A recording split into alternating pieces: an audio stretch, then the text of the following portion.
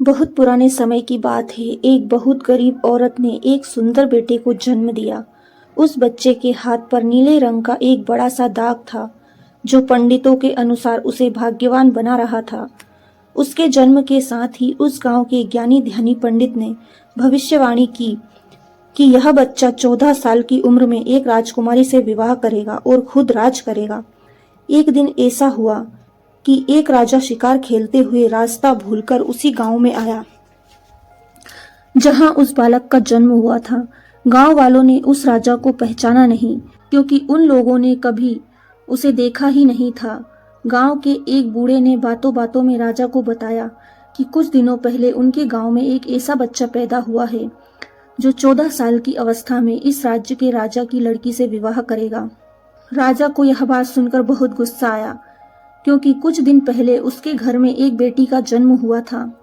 राजा वैसे भी बहुत ही घमंडी और कठोर हृदय का व्यक्ति था।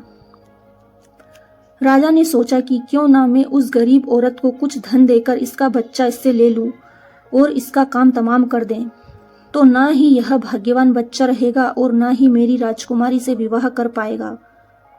वह गांव के उस बूढ़े से बोला, बाबा तुम मुझे उस औरत के पास ले चलो। वह उस बच्चे को ठीक ढंग से नहीं पाल पाएगी। मैं उस बच्चे को अच्छे ढंग से पालकर बड़ा करूंगा। बूढ़ा उस राजा को उस भाग्यवान बच्चे की मां के पास ले गया। राजा ने उससे अपना बच्चा देने की विनती की और बोला, तुम बहुत गरीब हो, इस बच्चे को कैसे पाल सकोगी?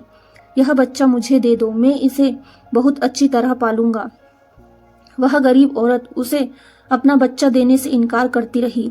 तब राजा ने उसे बहुत सा धन दिया और बोला, इस धन से तुम अपना पेट पालना और जब यह तुम्हारा भाग्यवान बेटा बड़ा हो जाएगा तो खुद ही तुम्हारे पास आ जाएगा। गरीब माँ ने सोचा, चूंकि यह बहुत ही भाग्यशाली बच्चा है, इसलिए यह अमीर आदमी इसे लेने मेरे घर आ पहुंचा है। शायद यही ईश्वर की इच्छा है। बहुत सोच विचार के बाद उस गरीब औरत ने अपना बच्चा राजा को दे दिया। राजा ने उस बच्चे के लिए एक लकड़ी का संदूक खरीदा और उस संदूक में डालकर बहते हुए पानी में छोड़ दिया। उसने सोचा कि दम घुटने से बच्चा इस संदूक के अंदर ही मर जाएगा। वह यह सोचकर मन ही मन बहुत खुश हो रहा था कि उसने अपनी प्यारी सी बेटी को उस अनचाहे पति से बचा लिया। मारने वाले से बचाने वाला बड़ा होता है। यही उस बच्चे के साथ भी हुआ। वह लकड़ी का संदूक बहते बहते एक पंचक्की में जाकर अटक गया। उस पंचक्की पर काम करने वाले नौकर ने जब वह लकड़ी का बक्सा देखा तो बहुत खुश हुआ। उसने सोचा कि उस बक्से में जरूर ढेर सारा धन होगा। उसने पानी में घुसकर इस संदूक को बाहर निकाला। जब उसने संदूक को खोला तो देखा कि गंदे से कपड़े पहने एक बच्चा उसमें से सो रहा है। नौकर ने सोचा कि यह बच्चा मेरे किस काम का, क्यों ना मैं इस बच्चे को पंचक्की के मालिक के पास ले जाऊं। वह जरूर इसे अपने पास रख लेगा, क्योंकि उसका अपना कोई बच्चा नहीं है। ऐसा सोचकर वह नौकर उस बच्चे को अपने मालिक के पास ले गया। पंचक्की का मालिक उस बच्चे को देखकर बहुत खुश हुआ। उसने सोचा कि शायद ईश्वर ने उसकी पत्नी की प्रार्थना सुन ली और इस बच्चे को उसके पास भेज दिया। उन दोनों पति पत्नी ने बड़े प्यार और लगन से उस बच्चे को पालना शुरू किया। जैसे जैसे वह बच्चा बड़ा होता गया, उसके चेहरे पर तेज आता गया। उसे कोई भी देखता तो देखते ही रह जाता। एक दिन एक घटना ऐसी घटी जिसने उस बच्चे के जन्म के समय की भविष्यवाणी को सच्चा सिद्ध कर दिया।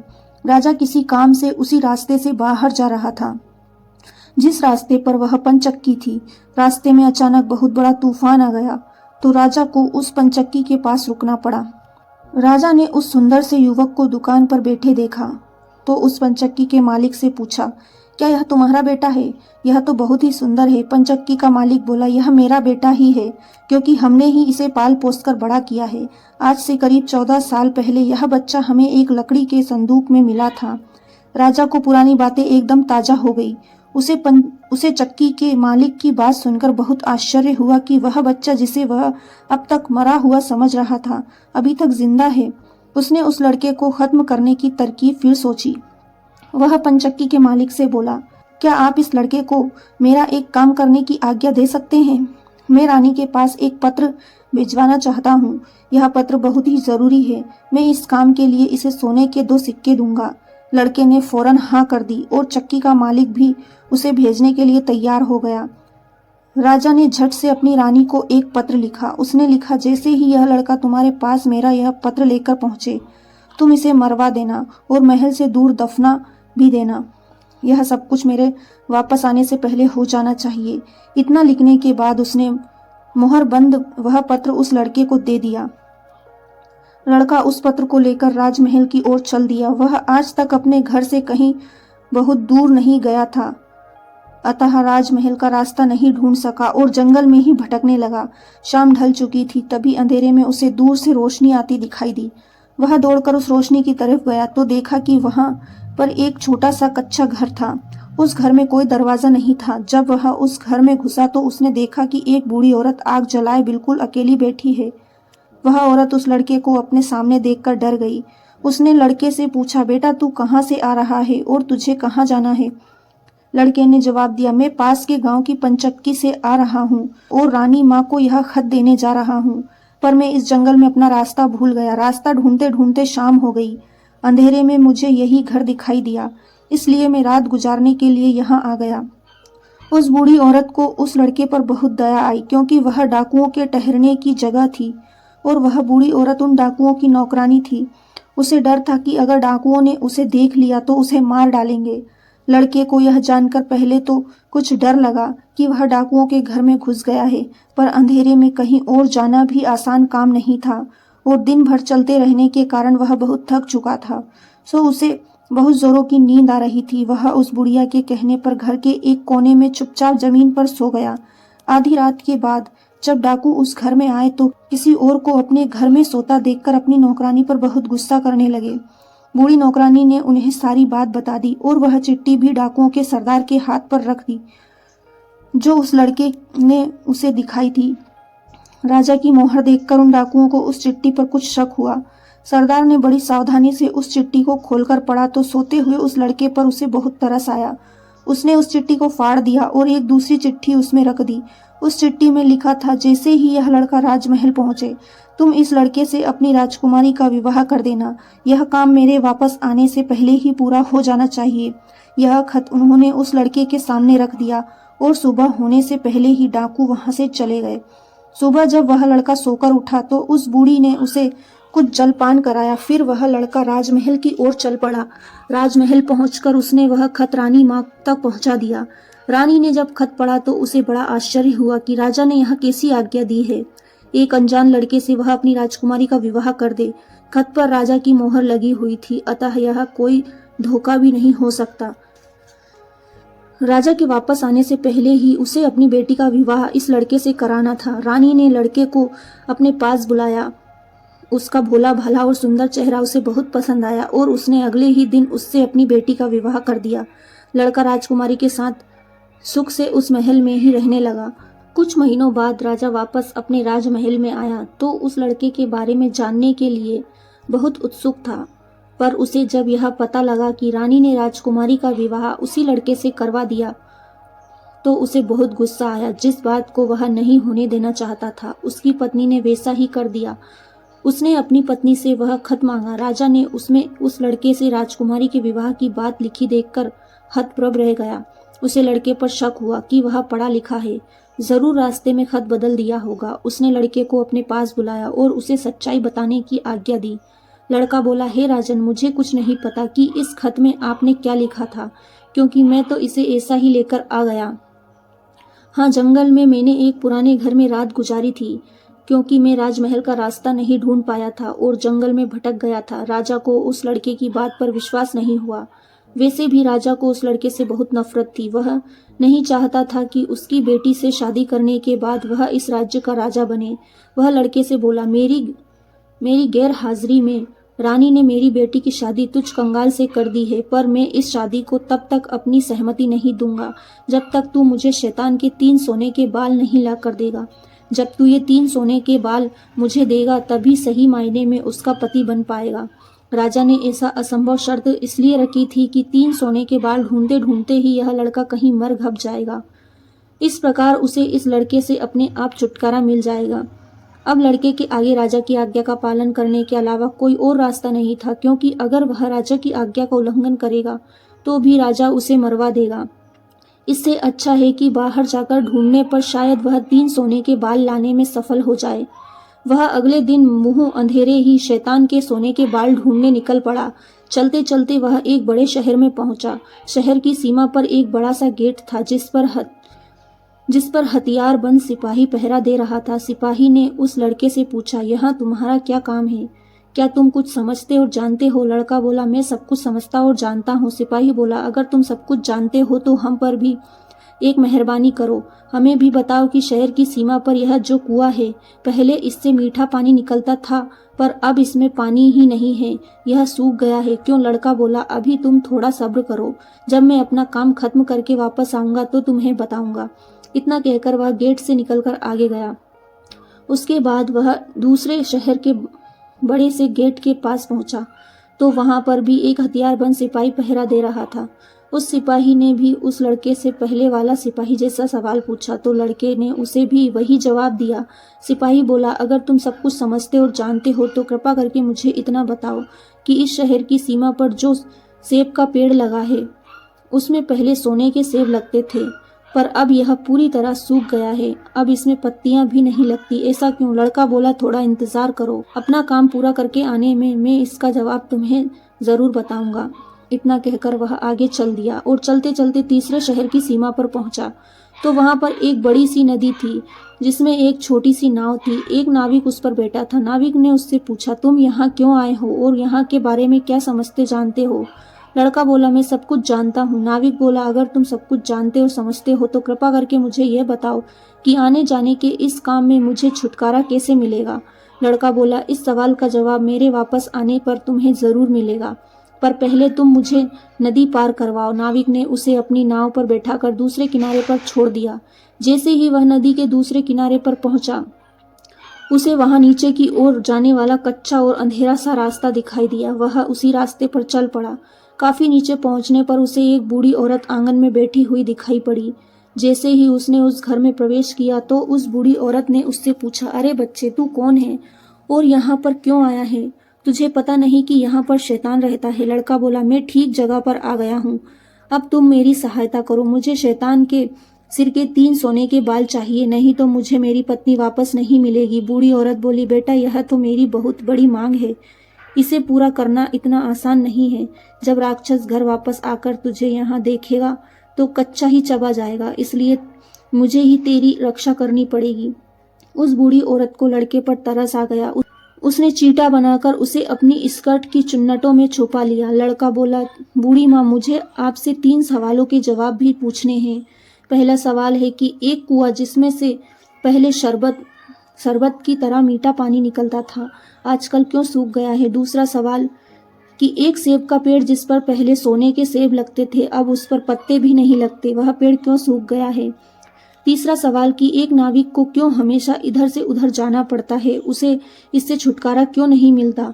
बूढ़ी धाई माँ बोली, ये तीनों बड़े कठिन सवाल हैं, इन सवालों के जवाब भी हमें राक्षस से ही मिल सकते हैं। मैं तेरे लिए एक कोशिश भी जरूर करूंगी, पर अब तू चुपचाप छुप जा, नहीं तो जिंदा ही नहीं बच सकेगा।